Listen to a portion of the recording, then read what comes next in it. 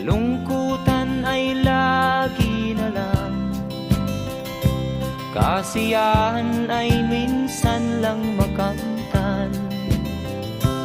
O buhay,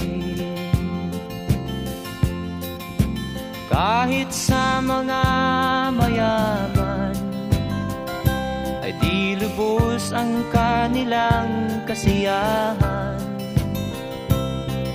Sa buhay ng mahirap ay gayon din, lalo pat kay dami mong mga utang.